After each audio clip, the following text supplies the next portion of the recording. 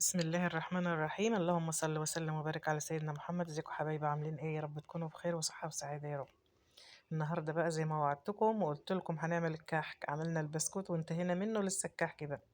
هنا معايا حوالي 2 كيلو او 2 كيلو ونص من الدقيق. حطيت لهم كيس كده، كيس ونص بيكنج باودر، ومعايا باكو خميرة اهوت. وهنحط سنة ملح كده صغيرة. اللهم صل على النبي. هنحط سمسم. دي فانيليا اهيت، قلم فانيليا كده، هاخد نصه بس واسيب نصه عشان الملبن. ومعايا هنا ريح الموز، هناخد برضو شوية ونسيب شوية للملبن، حاجة بسيطة يعني. يعني ما بحبش كتر الروايح في الحلويات، بحس ان هي بتمررها كده او بتغير طعمها. حطي بس بالمعقول. طبعا السمسم دوت انا جايباه، اللي هو السمسم الاحمر، بس عاملاه في المنخل السلك. هزاه بالمنخل السلك ومنقيه على الصينيه ومحمصاه تاني على البوتاجاز، يعني لو تلاحظوا هتلاقوه في الصينيه الالومنيوم. لانه كان جاي برضو طري كده من عند العطار. لازم السمسم احمصه. واهم حاجه بقى في السمسم انك تهزيه بمنخل سلك وتنقيه مره واتنين وتلاته، لان بيبقى فيه رمل. ولما صلي على النبي برضو اديته تحمصه كده شويه على البوتاجاز وانا واقفه اهوت، حاجه كده عسل. تاكل الكحكايه كده تحس بطعم السمسم فيها وتبقى زي الفل. تجيبها ب20 جنيه بالصلاة على النبي، شوية كتر يعني. ده بقول لكم كيلو وربع سمنة، كنت مسيحاها على بيات. إيه، أدحاها مش مسيحاها، أدحاها. مع ان حبة الكحك يعني مش مستاهلين ومش هيغيبوا ومش هيقعدوا، بس اهو. أدحتها وسبتها، قلت تصبح باردة اشتغل بها على طول، فكيتها كده بس على النار عشان ايه تبقى سهلة معايا. كده حطينا البيكنج باودر باكو ونص، وحشت النص التاني للملبن. ومعانا باكو من الخميرة حطيته، وشوية السمسم، وسنة ملح صغيرة، وباكو خميرة. والروايح بقى اللي حطيت شوية فانيليا وشوية ريح الموز. ده طبق دقيق حشته احتياطي. قلت لو العجينة طرت مني ولا حاجة يبقى ايه، ما عادش عندي دقيق. هجيب دقيق تاني منين؟ اي عجين باجي اعمله، اي حلويات، اي حاجة باجي اعملها، لازم احوش طبق دقيق كده معايا الاول احتياطي، منخول وجاهز جنب مني. مش ضمن ظروف العجينة يجرى لها ايه معايا، فيبقى ايه، دي معايا كده احتياطي. ما عوزتوش عجينة الكحك صراحة، وطلع مظبوط وزي الفل، ما عوزتوش. جيت بقى بعد ما خلصت خالص اخر النهار، عملت اللي كان فايض معايا برضو شوية سمسم. نعمتهم كده في الكبة، وقمت دلقهم في رشافش الخلاط، وحط عليهم نص كوباية زيت وشوية الدقيق دول، وعملتهم طحينة.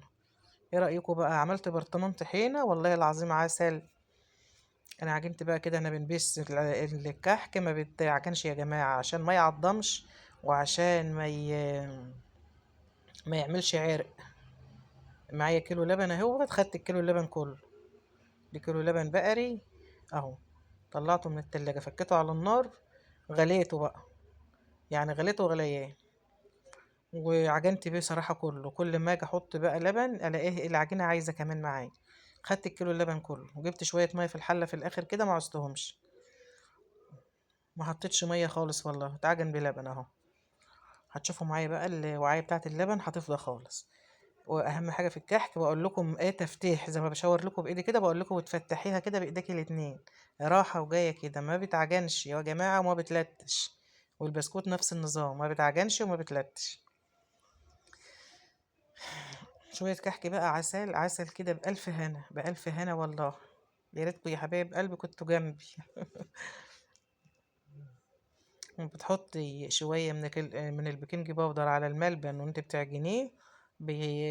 بينفش الملبن كده في قلب الكحكاية، وبخلي لونه أحمر. الملبن في الكحكة أحمر كده ومستوي، والسمسم بقى عليه حاجة كده. وريحة الروايح في الملبن حاجة جميلة، تاخدي كده القطمة من الكحكة. عسل. كنت عايزة أعمل الحاجات دي أيام العيد يا جماعة والله، بس تعبت وما قدرتش فأجلت. احنا جبنا يعني، أخويا جاب لي موسم، وجاب لي في الموسم الكحك والبسكوت، وطبعا الشوكولاتات والفول وجميع كل حاجة والله. يا رب يخلي له ابنه يا رب، ويخلي لكم ولنا يا رب، اللهم امين. فجاب لي كل حاجة صراحة، ما عملتش بقى. كان جايب لي كحك كتير وبسكوت صراحة، يعني حاجات من دي كتير من حاجة العيد. فما جبتش، ما عملتش. فقلت لا، اما نخلص الحاجة دي وبعد العيد ابقى اعمل. فعملت بقى زي ما يعني انا قلت لازم اعمل، يعني هعمل. بقول لكم كده العجينه لازم تتفتح كده راحه وجايه. كمان خدتها وقعدت على الارض بقى، ما قدرتش اكمل وانا واقفه هنا بقى. بقول لكم كده خلصت معايا اهي. خدت الكيلو اللبن كله، وخدنا كيلو وربع سمنه على 2 كيلو ونص دقيق اهو. وطبعا الخميره باكو واحد، ما تكترش خميره عشان ما يخمرش معاك قوي وتبقى الخميره مغيره طعم الكحك.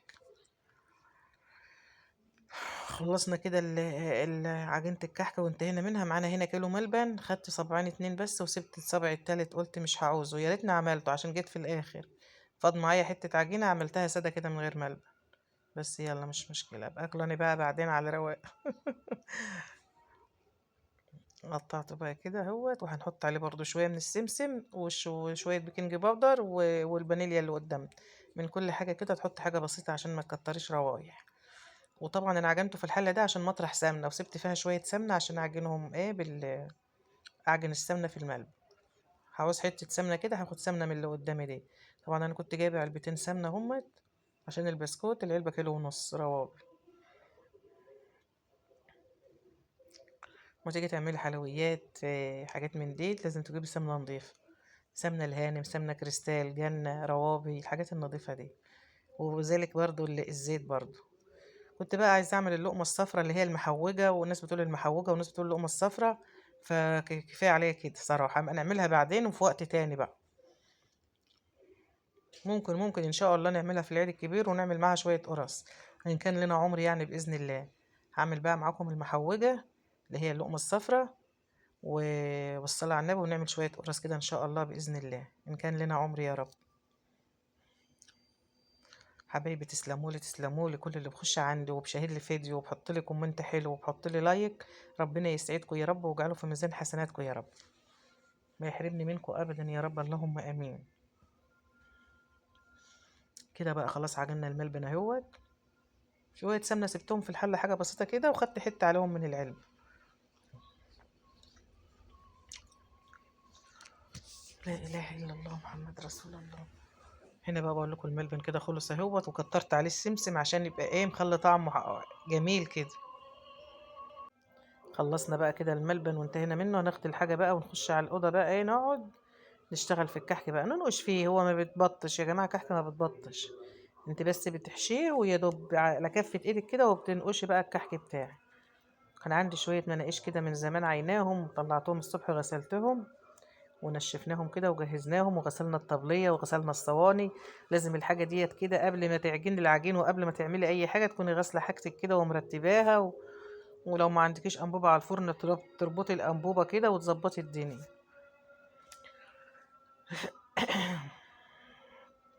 أنا طبعا كنت عايزة أسوي في فرن البوتاجاز، بس فرن الغاز اللي بره أسهل وأسرع وهينقذ معايا بسرعة عن الفرن اللي جوه عن البوتاجاز، يعني فرن البوتاجاز. اوكا وياسين هنا طبعا ملازمني زي ما انتوا شايفين كده. اللي ما يعرفش اوكا وياسين دول احفادي يا جماعه، ولاد ابني. وهم قاعدين معانا في الدور التاني فوق في الدور التالت، فقاعدين معانا في نفس البيت يعني، يعني اعتبر قاعدين تحت معايا على طول. ساعات بقى اما بزهق بجري وراهم بقى. هنا بقى كنت قاعده حاطه الفرن كان والع، فرن الغاز بره، وحاطه فيه صينيه معمر كده، وقاعده بقى عيني على الفرن كل شويه عماله ابص عليه يعني، مخيوله بقى على الفرن من بره.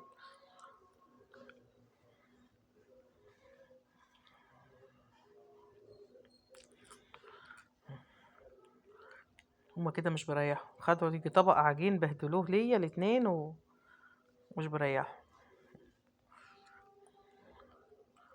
الكحكة مش بتبطط عشان الملبن مش يعني يضعف الكحكة، لا هي على كفة ايدك كده وخلاص. تتك عليها حاجة بسيطة كده وتقومي هي ايه ناقشة بقى كده على طول. يلا حبايبي، وكل سنة وانتم طيبين وربنا يسعدكم يا رب ويسعدنا ويرزقنا ويرزقكم ويرزق الناس كلها يا رب، اللهم امين. طبعا انا لو قعدت بقى انقش معاكم كده هنقعد طول النهار، هناخد فيديو ولا اتنين ولا تلاتة. فانا بقى ايه مش هكمل حتى معاكم الصينية، هعمل بس حاجة بسيطة كده وياكم وخلاص على كده. اللي دي قناة يا ولاد المتواضعة البسيطة الصغيرة ديت اللي على قدي، اللي ما يعرفهاش يوميات اوكا وايتن، خشوا بقى واشتركوا فيها كده وادعمونا بلايكاتكم وكومنتاتكم الجميلة ربنا يسعدكم يا رب.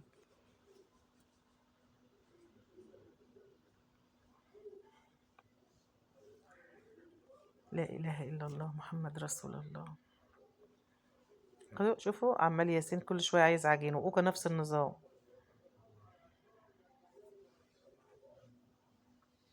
حاولت ان انا اعمل وهم فوق قبل ما ينزلوا، بس برضو نزلوا. اول ما صحيت من النوم الصبح غسلت الصواني وركنتهم كده في جنب عشان يتصفوا. كام صينيه اللي ورايا دور، وواحده جنبي وواحده كانت بره. وغسلت الطبليه وربطت الانبوبه وظبطنا الدنيا يعني. اخر حاجه بقى بدأنا فيها العجن والنقش. كده يا حبايبي بقى الكحك بتاعنا اهوت، كنت سويت بقى وطلعته من الفرن، وده كده عملته بسكر. حاجه كده والله العظيم بيتي وعسل، وما اقولكوش بقى على الطعم والريحه والجمال. يلا يا حبايب قلبي بقى، اكتبوا لي في الكومنتات وقولوا لي ايه رايكم. واشوفكم كده على خير باذن الله، ومع الف سلامه. في رعايه الله يا حبايب قلبي، مع السلامه.